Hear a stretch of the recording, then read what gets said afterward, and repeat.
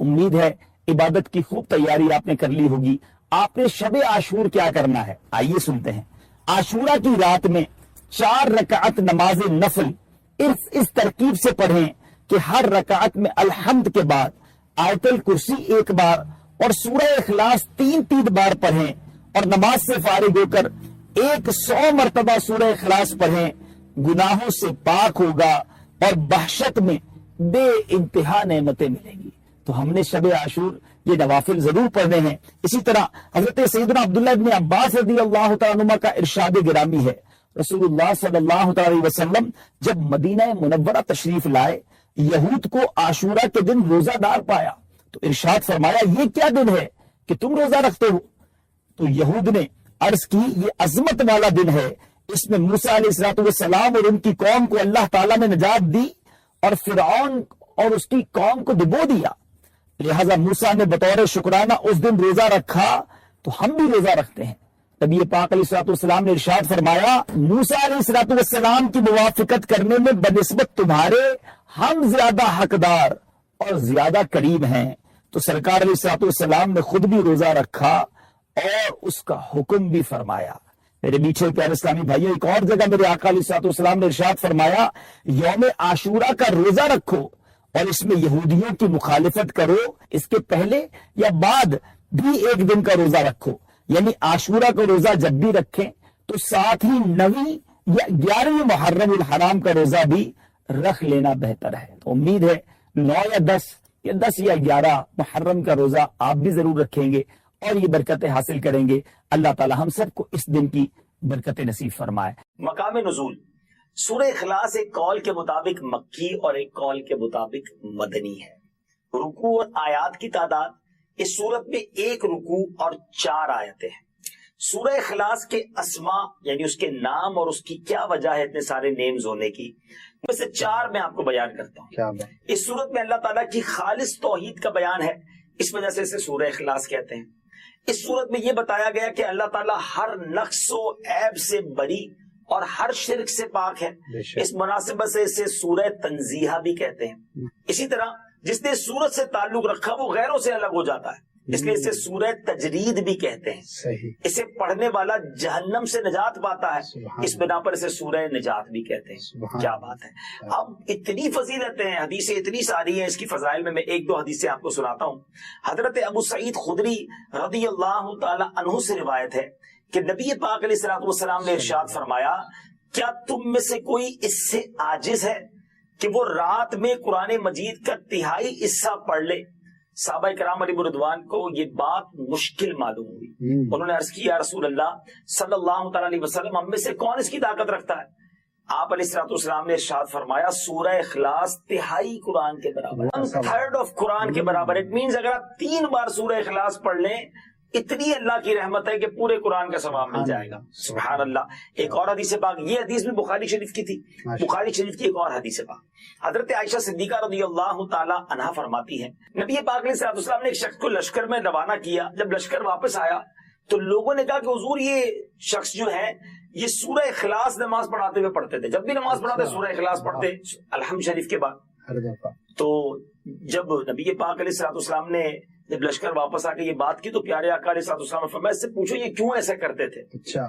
تو انہوں نے جب لوگوں نے ان سے پوچھا تو انہوں نے کہا کہ یہ سورت رحمان کی صفت ہے، اس وجہ سے میں اسے پڑھنا پسند کرتا ہوں. سبحان اللہ. پیارے آقا علیہ السلام نے ارشاد فرمایا اسے بتا دو کہ اللہ تعالیٰ اس سے محبت کرتا ہے. واہ. سورہ اخلاص سے محبت کرنے والے سے اللہ تبارک و تعالیٰ محبت فرماتا ہے. کیوں نہ ہم سورہ اخلاص کو بہت زیادہ کثرت سے پڑھیں. اب سورہ اخلاص نازل کیوں ہوئی؟ سبحان اللہ. اس کا جو بیک گراؤنڈ ہے نا، کمال کا بیک گراؤنڈ. اب نبی پاک علیہ السلام نے جب غیر مسلموں کے سامنے، کفار کے سامنے اللہ رب العزت کا نام لیا، پیغام دیا، اللہ وحدہ لا شریک کی طرف بلایا تو انہوں نے طرح طرح کے سوال کیے. کوئی کہتا کہ اللہ کا نسب کیا ہے، کوئی کہتا تھا کہ وہ سونے کا ہے یا چاندی کا ہے، لوہے کا ہے یا لکڑی کا ہے، کس چیز کا ہے، کیا کھاتا ہے، وہ کیا پیتا ہے، ربوبیت اس نے کس سے ورثے میں پائی ہے، اس کا کون وارث ہوگا. اس کے جواب میں اللہ تعالیٰ نے سورت نازل فرمائی اور اپنی ذات و صفات کا بیان فرما کر معرفت کی راہ واضح فرمائی. درود پاک پڑھنے کے بے شمار فضائل و برکات ہیں. میرے آقا مدینے والے مصطفیٰ صلی اللہ تعالی علیہ وسلم کا فرمان ہے، جب جمعرات کا دن آتا ہے تو اللہ تعالیٰ فرشتوں کو بھیجتا ہے جن کے پاس چاندی کے کاغذ ہوتے ہیں، سونے کے قلم ہوتے ہیں. اسپیشل پریپریشن ہوتی ہے فرشتوں کی آن دا ڈے آف تھرسڈے. کیا کرتے ہیں؟ چاندی کے کاغذ اور گولڈ کے، سونے کے قلم ہوتے ہیں. وہ لکھتے ہیں، اس دن لکھتے ہیں کہ کون یوم جمعرات اور شب جمعہ مجھ پر کثرت سے درود پاک پڑھتا ہے. یعنی آج اسپیشل ارینجمنٹ ہے خاص درود پاک پڑھنے والوں کے لیے، تو ہمیں جمعرات، پھر جمعرات کی رات، جمعے کا دن کثرت سے درود پاک پڑھنا چاہیے. مل کر محبت کے ساتھ درود پاک پڑھ لیں. صلو علی الحبیب صلی اللہ تعالی علی محمد صلی اللہ علیہ وآلہ وسلم. عاشورہ کا دن یہ کتنا ہسٹوریکل ڈے ہے، کیسے کیسے عظیم واقعات عاشورے کے دن ہوئے. اور پھر وہ واقعہ ہوا جو آج بھی مسلمانوں کو تڑپا دیتا ہے. کربلا کے میدان میں بھوکا پیاسا اور ظلم کے ساتھ نواسہ رسول امام حسین اور ان کے پورے قافلے کو جس طرح بے دردی سے شہید کیا گیا، اور جو ظلم کیا گیا وہ آج بھی سنتے ہیں تو دل دہل اٹھتا ہے. تو آج ہم کچھ امام حسین رضی اللہ تعالیٰ عنہ کی فضائل پر، اور اس کے بعد ان یزیدیوں کا کیا بنا. کربلا کے بعد تو وہ ایک طرح سے ون کر گئے تھے نا. اگر ہم فگرز کی بات کریں تو وہ اسٹریٹجیکلی تو ون کر گئے تھے، مگر پھر ہوا کیا؟ ان کو کیا وہ راس آئی وہ حکومت، اور کیا انہوں نے مزے کیے؟ کیونکہ وہ تو چاہتے تھے کہ امام حسین بھی یزید کی بیعت کر لیں، مگر اس کے بعد کنٹرول کیسا ملا اور ان کا نتیجہ کیا نکلا؟ بہت سارے درس ہیں ہمارے پاس آج کے بیان میں، اور یقیناً یہ دل کو افسردہ کرنے والی باتیں بھی ہیں. مگر اس سے پہلے میں کہ آپ کو پیر مہر علی شاہ صاحب، سبحان اللہ، جیسے سیدی اعلیٰ حضرت ہے نا، آئے ہائے، پیر مہر علی شاہ صاحب بھی کمال کی شخصیت ہے. اللہ نے کمال کا عشق رسول عطا فرمایا اور کمال کا علم بھی عطا فرمایا. مگر آپ کا ایک واقعہ سنیے گا آپ. ایک بار ایک پادری آپ کے پاس آیا، عیسائیوں کا پادری تھا، اور وہ کہتا ہے کہ قرآن پاک میں آپ کا دعویٰ یہ ہے کہ تمام چیزوں کا ذکر ہے، ہر بات کی اس کے اندر جو ہے وہ ڈیٹیل موجود ہے. تو امام حسین تو آپ کے نبی کے نواسے ہیں، اور اسلام کی خاطر اتنی بڑی قربانی دی، کربلا کے میدان میں سب کچھ لٹا دیا، لیکن ان کا ذکر تو قرآن مجید میں موجود نہیں ہے. پیر مہر علی شاہ صاحب سے وہ کہتے ہیں، پیر مہر علی شاہ صاحب نے اس انگریز کا، اس پادری کا یہ اطمینان کے ساتھ اعتراض سنا، اور آپ نے کہا کہ کیا آپ نے قرآن پورا پڑھا ہے؟ وہ پادری کہتے ہیں ہاں میں نے پورا قرآن پڑھا ہے، اور قرآن میں اپنی جیب میں رکھ کے گھومتا ہوں. جو بکلیٹ تھی قرآن کی وہ ساتھ ہی رکھتا تھا.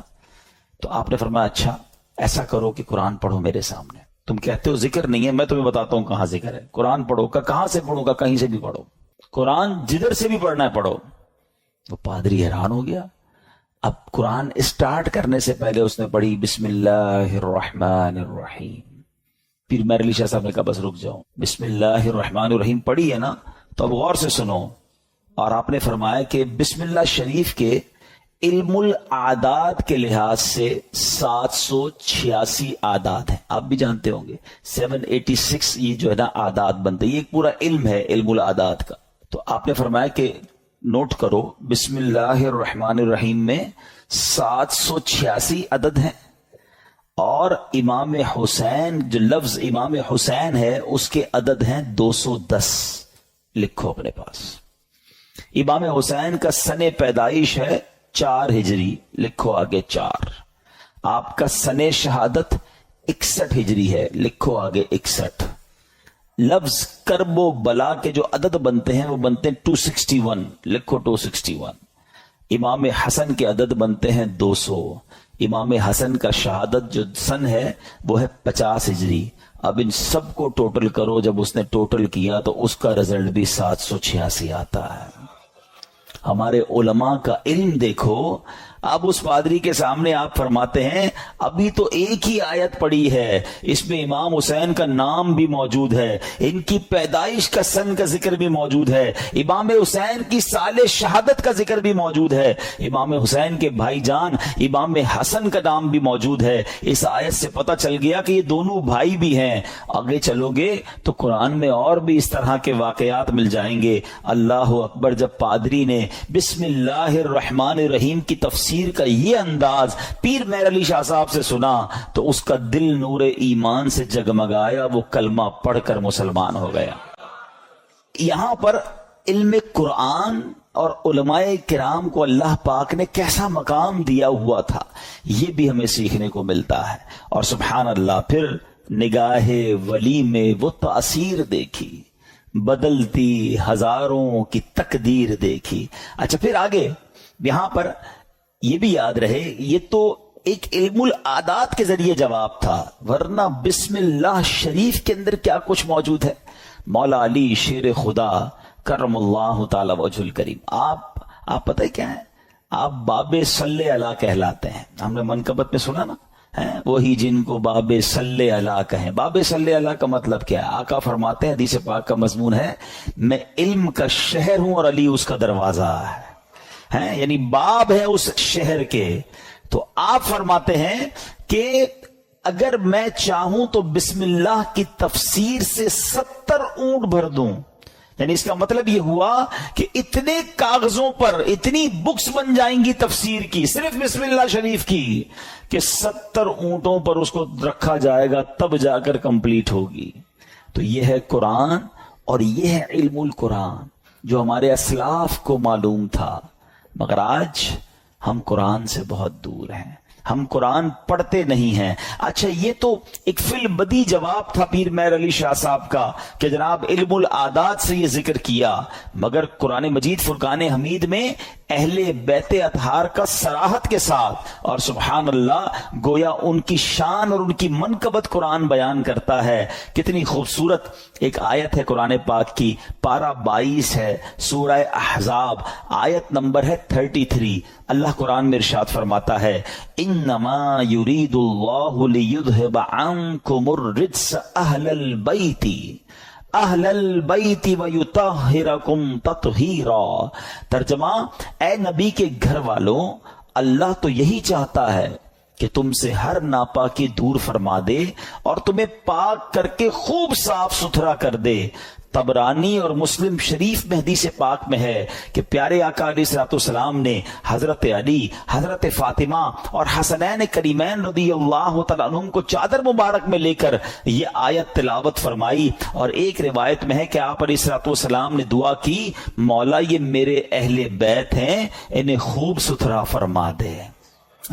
سبحان اللہ۔ اسی آیت کے بارے میں مولانا حسن رضا خان صاحب لکھتے ہیں نا، ان کی پاکی کا خدائے پاک کرتا ہے بیان۔ آیت نمبر 23 میں اللہ ارشاد فرماتا ہے، قُلْ لَا أَسْأَلُكُمْ عَلَيْهِ أَجْرًا إِلَّا الْمَوَدَّةَ فِي الْقُرْبَى۔ اللہ قرآن میں فرماتا ہے، تم فرماؤ میں اس پر تم سے کوئی معاوضہ طلب نہیں کرتا مگر قرابت کی محبت۔ نبی پاک نے کیا فرمایا؟ اور کوئی معاوضہ طلب نہیں کر رہا مگر میرے عزیزوں سے محبت کرنا۔ سلطان المفسرین حضرت عبداللہ ابن عباس رضی اللہ تعالیٰ عنہ فرماتے ہیں، جب یہ آیت نازل ہوئی صحابہ کرام نے عرض کی، یا رسول اللہ صلی اللہ تعالیٰ علیہ وسلم، آپ کے اہل قرابت جن سے محبت کا اللہ پاک نے حکم دیا ہے یہ کون ہیں؟ فرمایا علی، فاطمہ، سبحان اللہ، اور ان کے دونوں بیٹے یعنی حسنین کریمین رضی اللہ تعالی عنہم۔ ہم کیوں نہ پنجتن پاک سے پیار کریں؟ ان سے پیار کا، ان سے محبت کا حکم گویا ہمیں قرآن دے رہا ہے۔ اور سبحان اللہ ایک اور آیت میں کس انداز سے ان کا جو ہے وہ شان بیان ہوتی ہے، پارہ نمبر ہے 5 سورہ نساء، آیت نمبر 54۔ اللہ پاک ارشاد فرماتا ہے، ام یحسدون الناس علی ما آتاہم اللہ من فضلہ ترجمہ بلکہ یہ لوگوں سے اس چیز پر حسد کرتے ہیں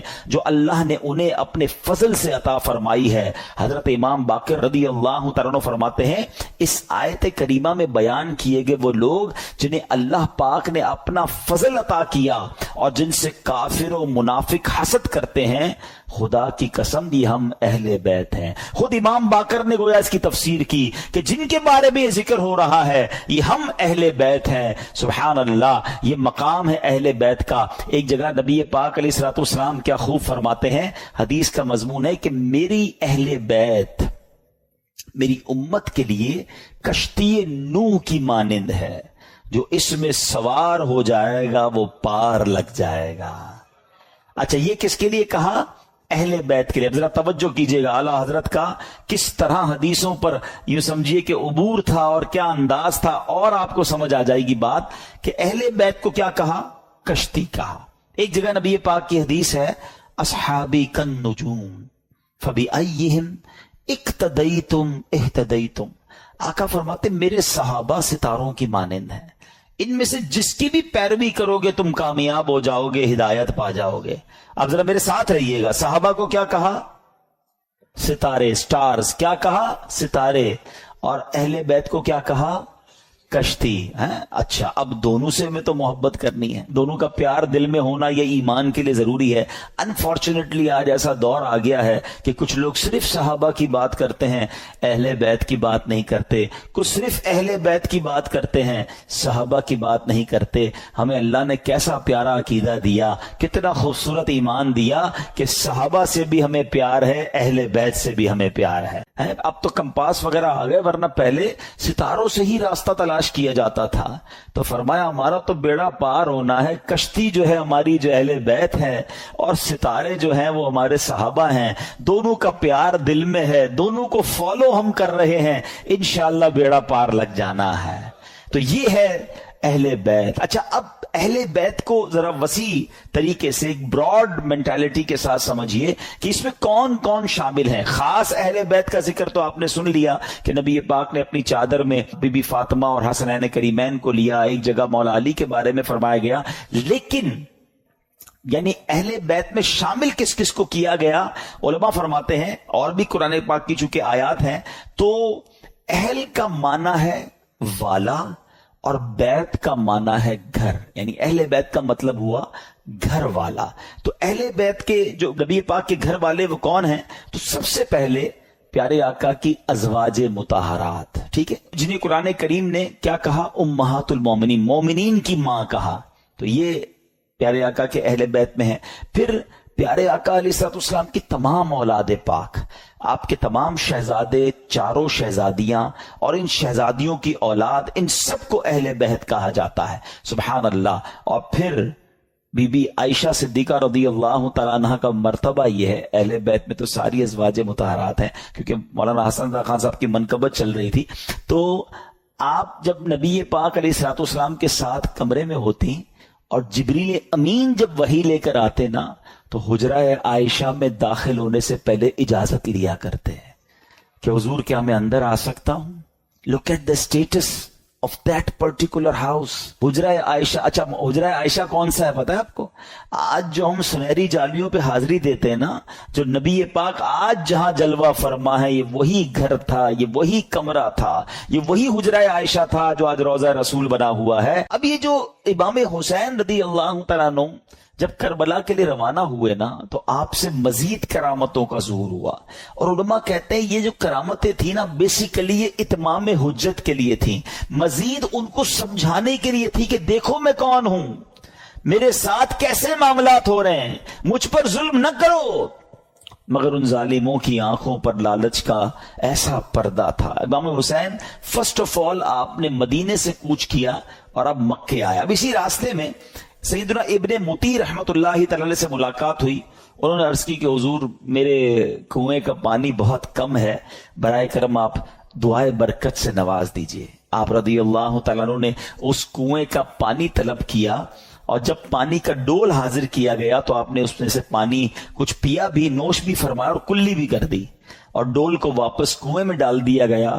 جب وہ پانی جو ہے وہ کنویں میں گیا، کنویں کا پانی بھی بڑھ گیا اور میٹھا اور لذیذ بھی ہو گیا.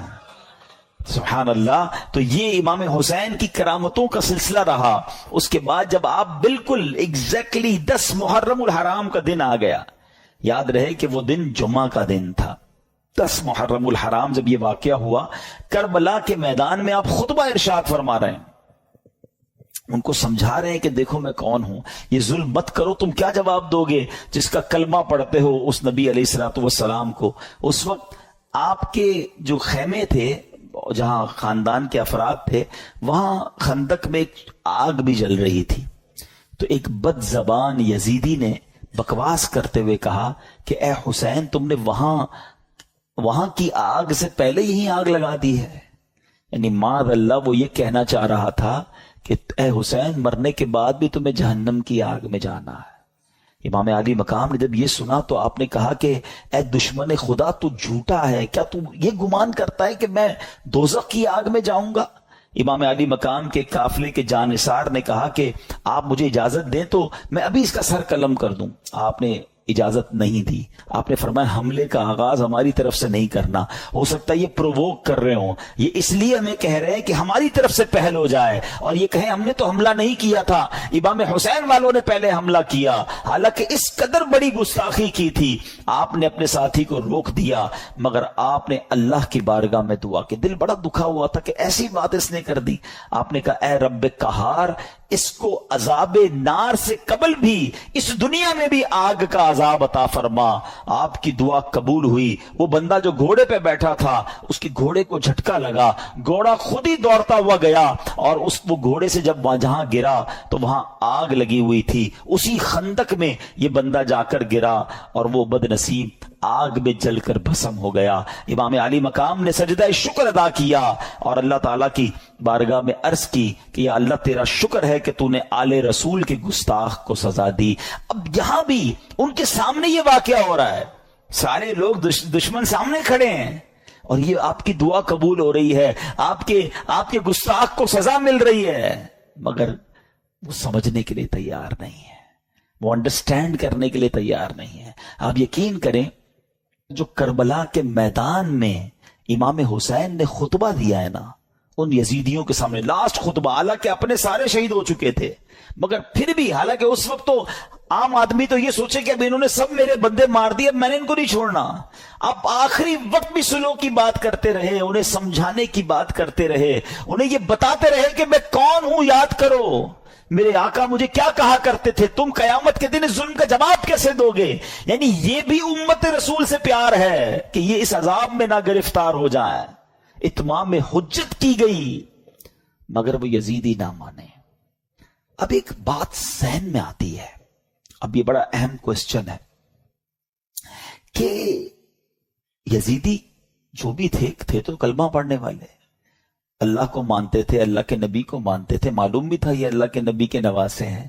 وہ ریزن کیا تھا جو اتنے بڑے ظلم پر یہ ریڈی ہو گئے؟ یہ ریزن پکڑنا بہت ضروری ہے اور یہ ہم سب کو آج سیکھ کر جانا ہے. یعنی کوئی بھی محفوظ نہیں ہے. میں آپ کو تھوڑا سا آج کل کے زمانے کا 1-2 انسیڈنٹ بتا دیتا ہوں تاکہ آپ کو اندازہ ہو جائے. ہم لوگ سمجھ رہے ہوتے ہیں یار یہ یزیدیوں نے اتنا بڑا کام کر دیا، ہم تو کبھی بھی کوئی ایسی غلط حرکت نہیں کر سکتے. کوئی اپنے آپ کو محفوظ نہ سمجھے. ہاں، بیسک جو ان کے ریزن تھا نا وہ تھا لالچ، اور وہ لالچ تھی پیسے کی، اقتدار کی.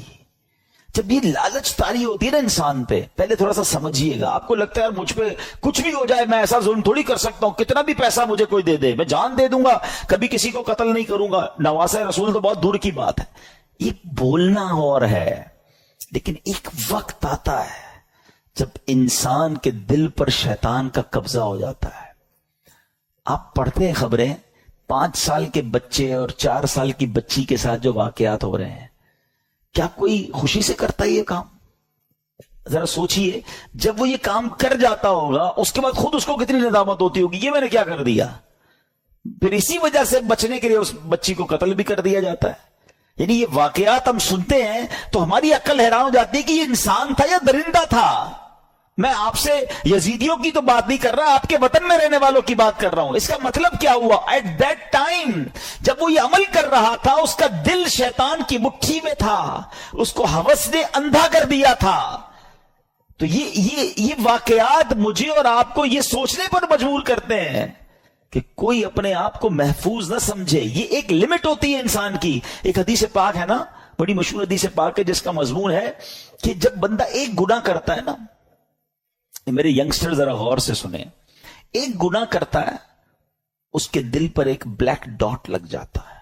گناہ کرتا رہتا ہے، پھر دل پورا سیاہ ہو جاتا ہے. اب اس پر ہدایت کی کوئی بات اثر نہیں کرتی. یہ جو روز شراب پیتے ہیں، ذرا پارٹی کرتے ہیں، حرام کام کرتے ہیں اور گندی چیزیں دیکھ رہے ہوتے ہیں، دوستوں میں بیٹھے گناہ کر رہے ہوتے ہیں، نمازیں قضا کر رہے ہوتے ہیں، اپنے آپ کے بارے میں یہ ضرور سوچ رہے ہوتے ہیں کہ میں اتنا بھیانک کام نہیں کروں گا، مگر ایک وقت آتا ہے کہ دل سیاہ ہو جاتا ہے. اب وہ دل ہے شیطان کے ہاتھ میں، وہ ایسے کام کروا سکتا ہے کہ آپ تصور بھی نہیں کر سکتے. یار بندہ ماں کو قتل کر دیتا ہے، ہم نے نہیں سنے واقعات، کیسے پاسبل ہے کوئی اپنی ماں کو مار دے؟ لیکن ایک لمٹ ہوتی ہے. اس کے بعد انسان جب اوور لمٹ ہوتا ہے تو شیطان جو چاہے اس سے کروا لیتا ہے. تو اللہ سے توبہ کرتے رہا کرو، اور اس کا بیسٹ طریقہ یہ ہے کہ گندے اور برے ماحول سے اپنے آپ کو بچائیں. جو ایسے لوگوں میں اٹھتے بیٹھتے ہیں نا، جو ہر وقت حرام چیزوں کی باتیں کر رہے ہوتے ہیں، یار پیسہ ہونا چاہیے تبھی زندگی میں مزہ ہوگا، جدھر سے بھی آتا ہے آنے دو، بس پیسہ بڑھنا چاہیے، ابھی تو ہم نے وہ رکھنا ہے، ابھی تو ہم نے وہ لینا ہے. میں ایک جگہ بیٹھا تھا، یہ باتیں ہو رہی تھی، میں نے کہا یار کیا کریں گے اتنا پیسہ؟ تو ایک بندہ کہتا ہے میں نے تو خواب دیکھا ہوا ہے 6,000 کروڑ کی یاچ لوں گا.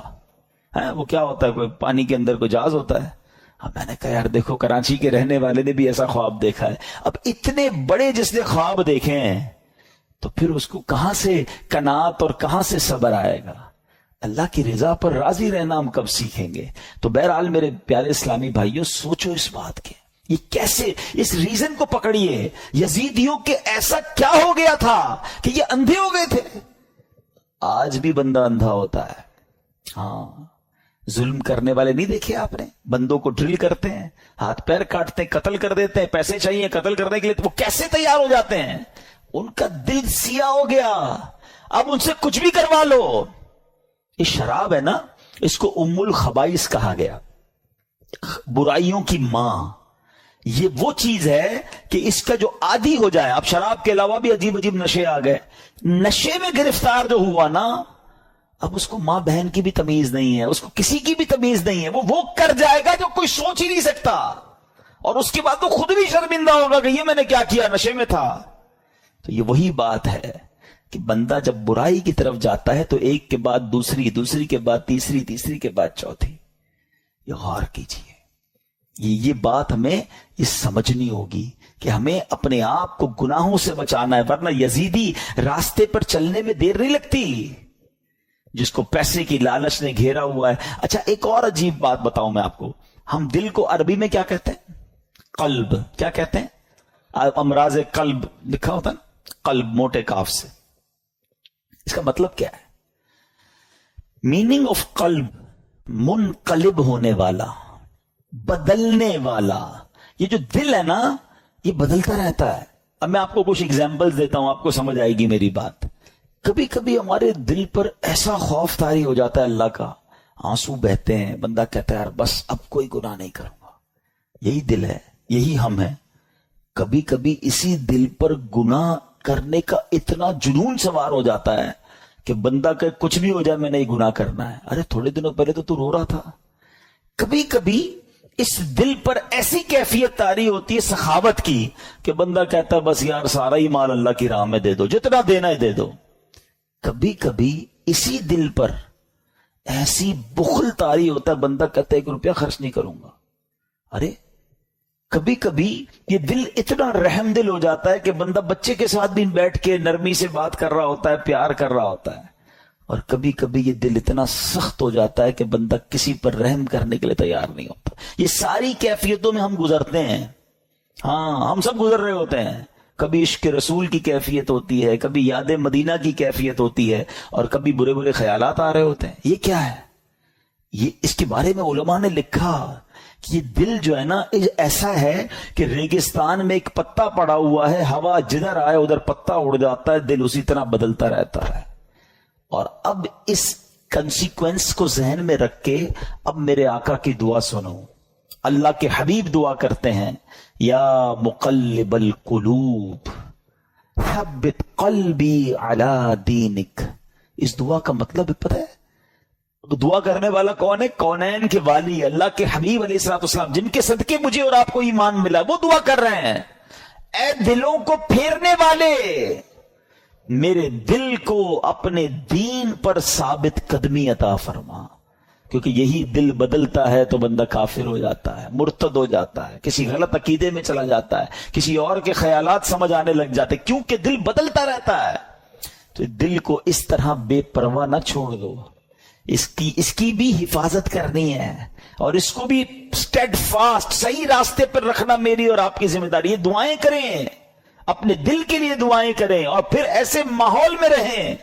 تو جو لوگ کہتے ہیں یار میں سب کی سنتا ہوں، کیا کریں، انٹرنیٹ آ گیا ہے، ہر بندے کی سننی ہے. دیکھوں تو صحیح مسلمانوں پر اعتراض کیا کرتے ہیں کافر، ذرا یہ سنوں، عیسائی کیا کہتے ہیں، ہندو کیا کہتے ہیں، کرسچن، اب یہ سب چیزیں سننی ہے. انٹرنیٹ کا زمانہ ہے، پتہ نہیں کس کی کون سی دلیل دل میں بیٹھ جائے، اور بندہ سوچتا رہے یار اللہ تعالیٰ ہے بھی کہ نہیں، کیونکہ وسوسہ شیطان نے ڈال دیا، اور اب وہ وسوسوں کا شکار ہے. اب وہ نبی پاک کے بارے میں وسوسے میں ہے، وہ آخرت کے بارے میں وسوسے میں. کہاں کس نے تھا وہ باتیں سننے کے لیے؟ تم نے خود اپنے دل کو ادھر لگایا. کچھ لوگ بد عقیدہ کو سنتے ہیں، یار دیکھو تو صحیح ہمارے عقیدے کے بارے میں کیا اعتراض کر رہے ہیں. تم کوئی عالم ہو، مفتی ہو، کتنی اسٹڈی ہے تمہارے پاس، کیوں سنتے ہو وہ باتیں؟ خدا را بات سمجھو میری. یہ دل اگر پلٹ گیا نا تو ہم نے بڑے بڑوں کو پلٹتے دیکھا ہے، اور یہ یزیدی ہمارے سامنے پوری مثال موجود ہے، بڑے یعنی سب کچھ بتاتا انہیں، مگر جب شیطان آنکھوں پر لالچ کا پردہ، ہوس کا پردہ ڈالتا ہے تو انسان وہ کچھ کر جاتا ہے کچھ سوچ بھی نہیں سکتا. بلم بن باورا یاد ہے آپ کو؟ یہ وہ شخص تھا کہ جو مستجاب الدعوات تھا، سر اٹھاتا تھا تو لوح محفوظ کو دیکھ لیتا تھا، اتنا بڑا عبادت گزار. اور لالچ کیا کی؟ جب بنی اسرائیل والے گئے پیسے لے کر کہ آپ پیسے لیں آپ کی ساری دعائیں قبول ہوتی ہیں، حضرت موسیٰ کے خلاف ذرا بد دعا کر دیں. پہلے تو اس نے دوڑا دیا کہ پاگل ہو گئے، میں اللہ کے نبی کے بارے میں بد دعا کروں گا. اور پیسے بڑھائے، اور انعام بڑھائے، عورتیں دیں، بہت سارے کام کیے انہوں نے. وہی بات، اتنا بڑا عبادت گزار تھا، کیا اسے نہیں پتا تھا؟ مگر جب لالچ اور شیطان غالب ہو جاتا ہے، بلم بن باورا نے وہ بدبختی کی کہ حضرت موسیٰ کے خلاف بد دعا کرنے چل پڑا. مگر اللہ کی شان دیکھیں، وہ بد دعا حضرت موسیٰ کے خلاف کرتا تھا، الفاظ اپنے لیے نکلتے تھے، اس کی زبان لٹک گئی اور کفر پر اس کا خاتمہ ہوا. اب علماء فرماتے ہیں کہ اصحاب کہف کا جو کتا تھا نا، کیونکہ وہ اصحاب کہف کے ساتھ تھا، اچھوں کے ساتھ رہا، وہ کتا جو ہے جنت میں بلم بن باورا کی شکل میں جائے گا، اور بلم بن باورا جہنم میں کتے کی شکل میں ڈالا جائے گا.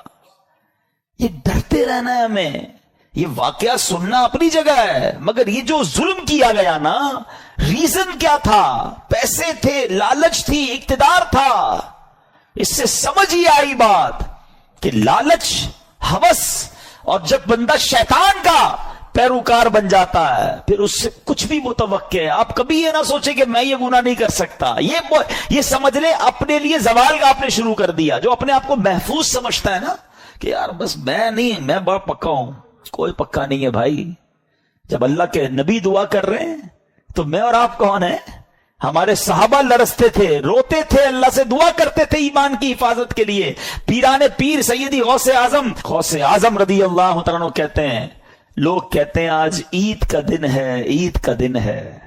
عبد القادر کے لیے عید کا دن وہ ہوگا جب وہ اپنا ایمان سلامت لے کر قبر میں جائے گا. غوث پاک ہیں، ولیوں کے سردار، کہتے ہیں ایمان بچا کر قبر میں جانا یہ بہت مشکل ہے. آج کے دور میں تو اور مشکل ہے. سیدی اعلیٰ حضرت نے 100 سال پہلے ایک بات کر دی تھی کہ سونا جنگل، رات اندھیری، چھائی بدلی کالی ہے، سونے والوں جاگتے رہیو، چوروں کی رکھوالی ہے۔ ادھر چور گھوم رہے ایمان کے، کہتے ہیں آنکھ سے کاجل صاف چرا لیں، یا وہ چور بلا کے ہیں، تیری گٹھڑی تاکی ہے اور تو نے نیند نکالی ہے۔ تم سو رہے ہو، مزے کر رہے ہو، فکر ہی نہیں ایمان کی۔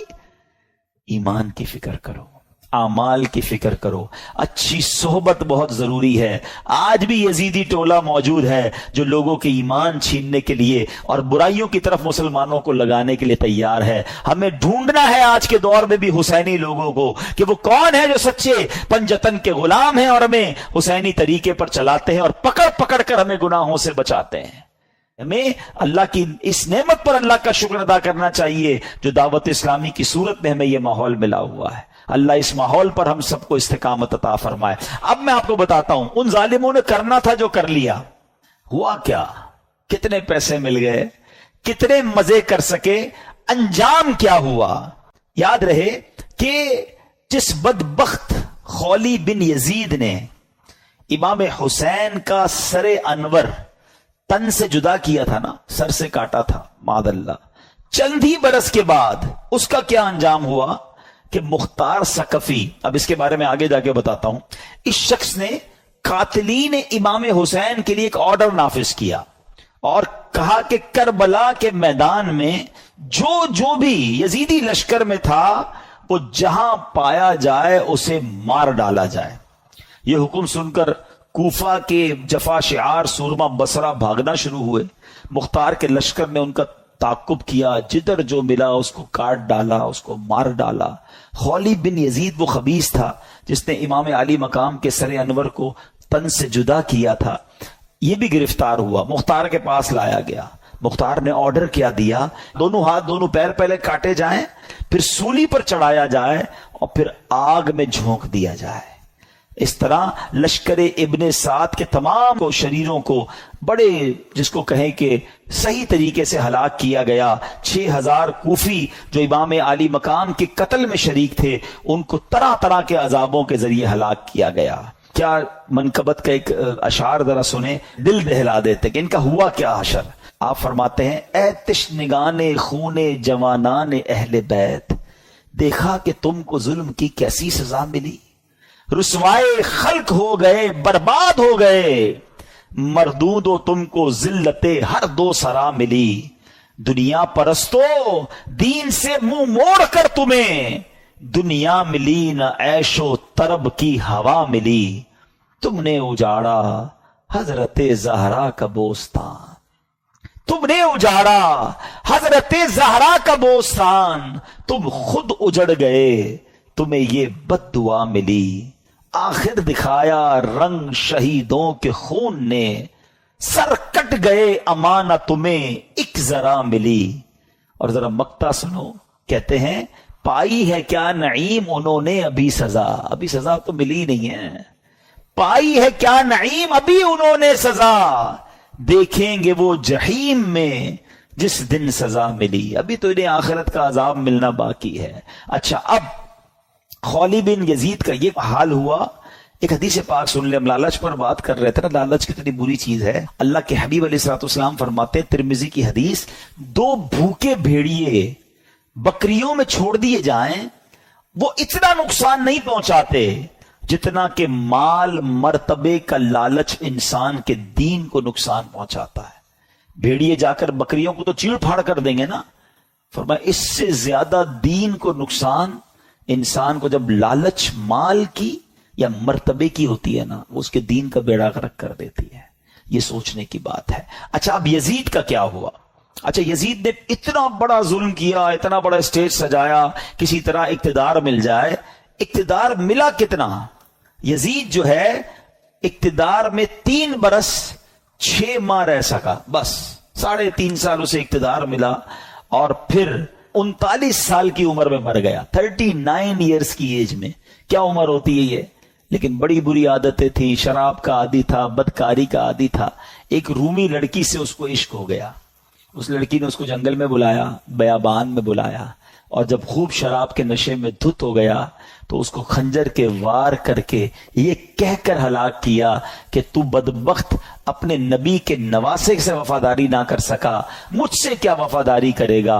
اس کو مار کر وہ لڑکی چلی گئی، کئی دنوں تک کسی کو پتہ ہی نہ چلا، چیل کوے اس کی لاش کو نوچتے رہے۔ اس کے ساتھی ڈھونڈنے نکلے کہ یزید گیا کدھر، بیابان میں اس کی سڑی ہوئی لاش ملی، کھڈا کھود کر اس کو دفنا دیا گیا۔ یہ انجام ہوا ان ظالموں کا۔ ایک یزید کے بعد سب سے بڑا جو یوں سمجھیے کہ کوفہ کا جو گورنر تھا نا، وہ بڑا مجرم تھا، اس کا نام تھا ابن زیاد۔ ابن زیاد کی بھی آپ دیکھیں اللہ پاک کی، کہتے ہیں نا اللہ اپنی قدرت کے نظارے کیسے دکھاتا ہے۔ 10 محرم ہی کا دن تھا، 6 برس بعد 10 محرم کے دن ابن زیاد انتہائی ذلت کے ساتھ مارا گیا۔ اس کا سر کٹوا کر کوفہ میں مختار ثقفی کو بھجوایا گیا۔ یہ وہی محل تھا جہاں امام حسین کے سر انور کو لایا گیا تھا۔ ٹھیک 6 سال بعد ابن زیاد کے سر کو لایا گیا۔ اب اس کا جب سر رکھا گیا تو ایک بڑا سا سانپ آیا اور اس کے سر کے اندر داخل ہو گیا۔ پورے محل کے لوگ ڈر گئے، کبھی آنکھوں میں جاتا، کبھی ناک میں جاتا۔ تو میرے پیارے اسلامی بھائیوں، یہ واقعات ان یزیدیوں کا انجام ہمیں بتاتا ہے کہ ظلم جو ہے نا وہ زیادہ دیر نہیں چلتا ہے۔